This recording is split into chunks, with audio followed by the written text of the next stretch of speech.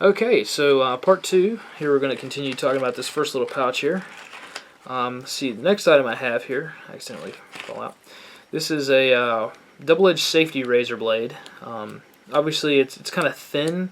You can still use it as a cutting implement, but number one, I use a double-edged safety razor to shave with every day. So a spare one never hurts to have. It never hurts to have a spare one. But what I did also with this one was I magnetized it with a magnet, so that if you were to float this on water, which you can't do with the other razor blade I have in here, if you float this on water, it will allow you to see which sort of get your orientation, get your direction. It doesn't cost anything to magnetize it, and it's really, you can't tell. It doesn't weigh anymore because you magnetize it. So I figure why not. Let's see here. Here is one of those aviation spark lights from the military kits. This is the OD green one, the plastic one. Works really well for the tender quicks, and most importantly, I like this version better because you can use it one-handed. You don't need both hands to do it, even though arguably you do need two hands to get into the kit. I'm trying to work on that. I mean, I guess I could probably chew my way through these Ziploc bags, but I don't know. Let's see. And the rest of this little stuff here, we'll go over it. It's kind of hard to see. So I have 3 bobby pins here. Let's see.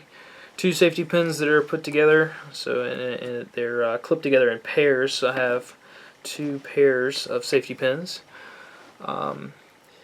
A straw full of just basic 3-in-1 oil. This is one of the items I'm going to replace in this kit. I think mineral oil is has a little bit more uses than just 3-in-1 oil, mostly because 3-in-1 oil is toxic if you ingest it, whereas mineral oil, you can oil your knives and whatnot, and it's not going to hurt you.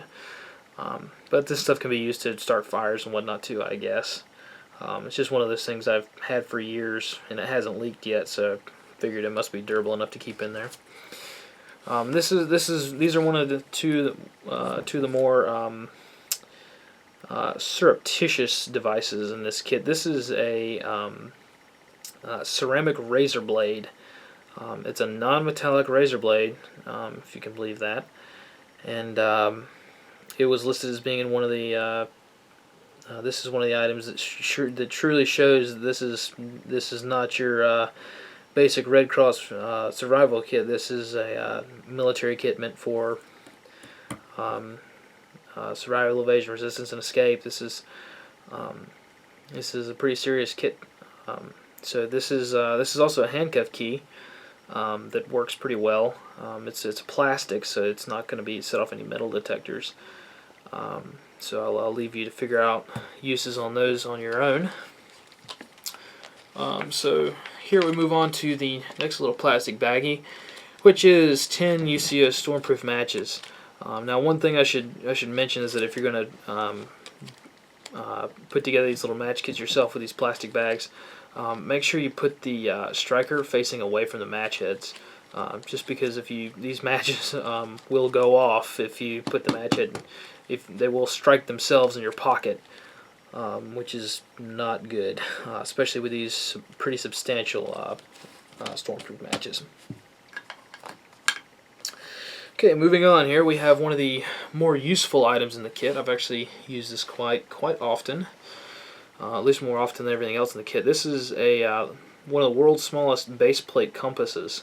It's marketed as being a keychain compass, but actually it's a base plate compass. It's one of those button compasses that's embedded in a base plate. It has measurements along the side. I don't know if you can see it or not.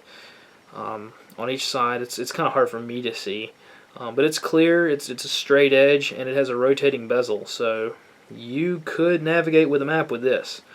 I liked the Navy SEAL version of this kit.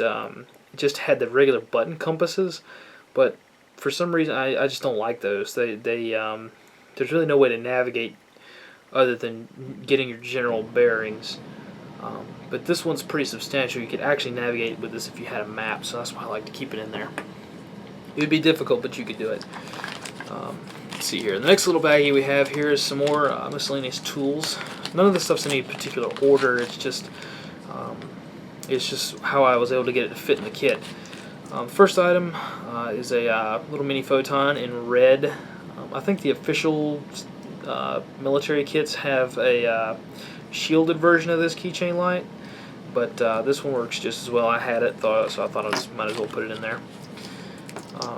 Let's see here. Also next, this goes along with the sort of military uses of this kit. This is Kevlar cordage, and of course this cordage is now a little bit more expensive than when before that news article came out.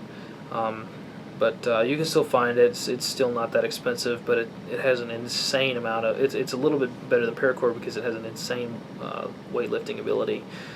The break strength of this is a lot more than paracord, so at least for its size, this is a lot smaller. I mean, I always carry paracord on me, but this stuff right here can be used to saw through restraints a little easier than paracord can be.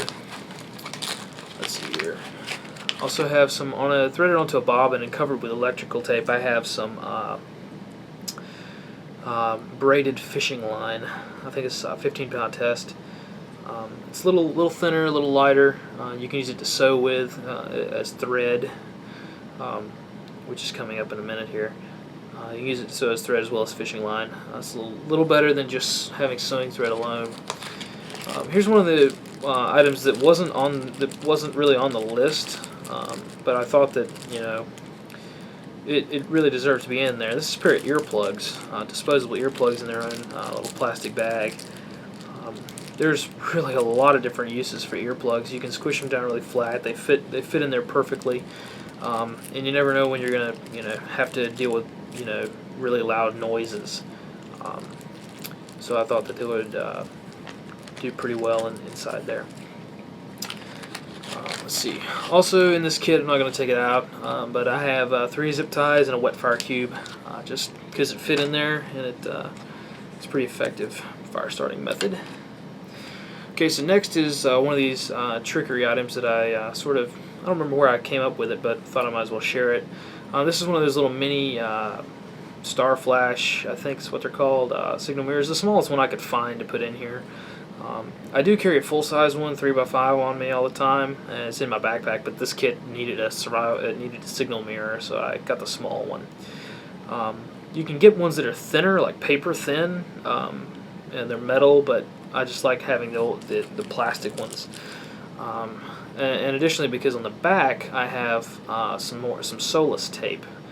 The idea behind this is that you can't use a signal mirror at night, obviously, but the Solus tape you can, and it only really works if like there's a helicopter or something looking for you and they have a searchlight out and they shine it in your general direction. This will light up.